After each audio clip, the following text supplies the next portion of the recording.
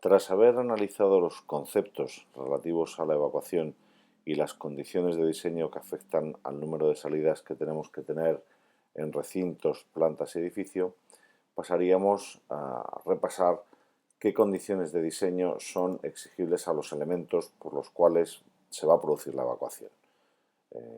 Por un orden relativamente secuencial, las puertas, los pasillos, rampas y escaleras que tenemos que atravesar, los vestíbulos de independencia, qué son escaleras protegidas, especialmente protegidas, abiertas al exterior, qué condiciones deben cumplirse en determinados desembarques de escaleras y por último los pasillos protegidos. Estos elementos vienen a ser a través de los cuales realizamos la evacuación. Y para analizar las condiciones de diseño que son requeridas a los mismos tendremos que acudir a los documentos básicos. Por ejemplo, en el caso de puertas, en la sección tercera del DBSI hay un artículo entero, que es el artículo 6, que nos marca las condiciones que deben cumplir las puertas situadas en recorridos de evacuación. Por ejemplo, se especifica que deben ser abatibles y con eje de giro vertical aquellas que están previstas para la evacuación de más de 50 personas. También se habla del sistema de cierre, se habla de cuándo el sistema de cierre puede ser a través de manilla pulsador o cuándo tiene que ser a través de una barra horizontal de empuje de deslizamiento, lo que se denomina barra antipánico.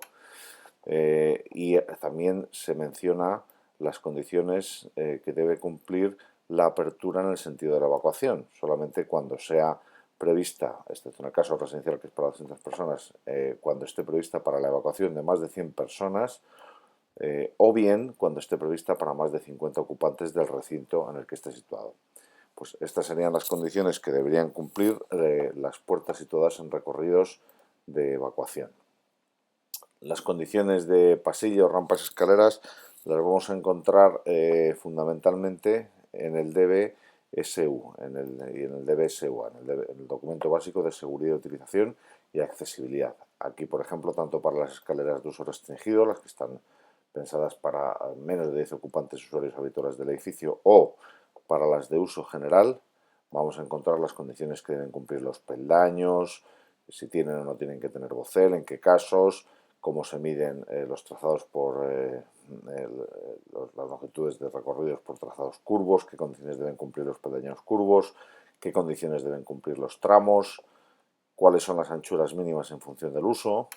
Por ejemplo, en nuestro caso, si vamos a tener más de 100 personas, el ancho mínimo en cualquier caso tiene que ser 1 metro. ¿Qué condiciones deben cumplir las mesetas? Qué condiciones deben cumplir los pasamanos, etcétera, etcétera. Todo ello viene en el propio documento básico de seguridad de utilización. Las características que deben reunir los vestíbulos de independencia las vamos a encontrar en el anejo A de terminología del documento básico de seguridad en caso de incendio.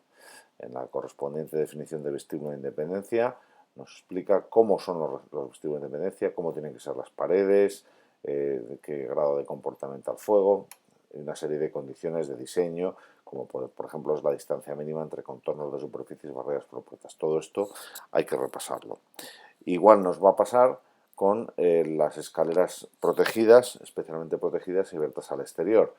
En las correspondientes definiciones del anejo de terminología encontraremos cuáles son las condiciones de diseño y qué características deben cumplir las escaleras protegidas en cuanto a comportamiento al fuego de los elementos que la delimitan, tipo de puertas, ventilación, etcétera, etcétera. Lo mismo nos pasará con la especialmente protegida, que es una escalera protegida que además dispone de un vestíbulo de independencia, y lo mismo con la escalera abierta al exterior, que es un caso especial de escalera especialmente protegida, pero que está situada al exterior del edificio con una superficie de abertura de hueco superior a 5 veces el ámbito, lo cual garantiza su correcta ventilación. En las definiciones de escalera protegida y especialmente protegida, al final se encuentran también una serie de condiciones que deben cumplir en cuanto a qué distancias debe haber desde el desembarco de la escalera hasta la salida del edificio. Y también podemos encontrarnos, no es el caso de nuestro ejemplo, con la realización de pasillos protegidos que también están correctamente definidos en el anejo de terminología. Se define lo que es un pasillo protegido en el apartado correspondiente en cuanto cuanto a sus condiciones de diseño y de comportamiento al fuego, cómo se tienen que colocar las ventilaciones, etcétera, etcétera. La justificación de la evacuación se concluiría dimensionando las puertas, pasillos, las anchuras de pasillos, puertas, rampas, escaleras, etcétera, etcétera, que haya en el edificio. Y para ello debemos proceder en dos pasos. El primero es asignar los ocupantes que le corresponde a cada puerta, a cada pasillo, a cada escalera. Y luego, una vez que tenemos determinado los ocupantes que le corresponden a cada uno de estos elementos, aplicar las fórmulas de cálculo que se incluyen en el DBSI. La asignación de ocupantes se hace de acuerdo con lo establecido en el artículo 4 de la sección tercera del SI 3. Aquí nos habla del dimensionado de los medios de evacuación y en el apartado 4.1 habla de los criterios para la asignación de ocupantes.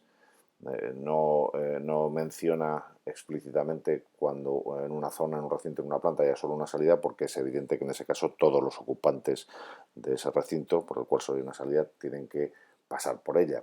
Sí lo hace cuando se empieza a prescribir cuando deba existir más de una salida. Cuando deba existir más de una salida, lo que se indica es que la distribución de ocupantes a las posibles salidas que haya debe de hacerse suponiendo inutilizada una de ellas. Esto quiere decir que en el caso de que un recinto, una planta, tenga dos salidas, pues todas las personas que hay deben poder salir por una o por la otra. Y cuando haya más de dos salidas, en ese caso se debe suponer inutilizada una de ellas y distribuir los ocupantes entre el resto de salidas válidas. También nos habla de cómo distribuir los ocupantes en el caso de que haya varias escaleras. Y por último, en el apartado 3 nos indica cómo hay que dimensionar en la planta de desembarco del edificio, en la planta de salida del edificio, bueno, a la cual no solamente deberemos sumar las personas que haya en la correspondiente planta, sino el flujo de personas que puede utilizar la escalera que a ella accede, considerándose ese flujo en 160 A, siendo el ancho de la escalera en metros, las personas que pueden desembarcar por ella a la planta de salida del edificio.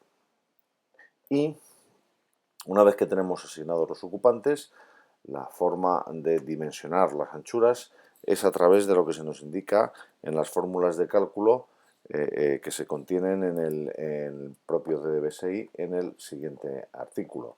Aquí hay una tabla, que es la tabla 4.1, en la cual, una vez que hemos dimensionado el número de personas que pasan por determinada puerta, pues calculamos la anchura en función, por ejemplo, en el caso de las puertas, del número de personas dividido entre 200 y siempre mayor o igual a 80 centímetros. Una puerta situada en un recorrido de evacuación nunca puede tener menos de 80 centímetros e incluso se incluyen aquí también unas prescripciones sobre la anchura de la hoja de puerta, que no debe ser menor de 60 ni exceder de 1,23 metros. Lo mismo nos pasa con los pasillos y rampas. El ancho de un pasillo o una rampa tiene que ser igual o superior al número de personas que lo utiliza partido por 200 y siempre mayor o igual que un metro. Y hay también fórmulas para los pasos entre filas de asientos fijos, para las escaleras no protegidas, sean para evacuación ascendente, que en ese caso se disminuye la fórmula de P200, pasa a P partido 160, para evacuación ascendente, en la cual se incluye un factor corrector en la fórmula por dificultad en la subida de las escaleras, para escaleras protegidas y pasillos protegidos, en los cuales no solo se tiene en cuenta el flujo de personas que puede circular por la escalera, sino además también que pueden albergar a razón de 3 personas por metro cuadrado de superficie pisable de la escalera en las mismas, y también para zonas al aire libre. Aplicando estas fórmulas a los ocupantes que se han establecido mediante los criterios correspondientes, tendríamos los anchos necesarios para que la evacuación del edificio se produzca de manera rápida y segura.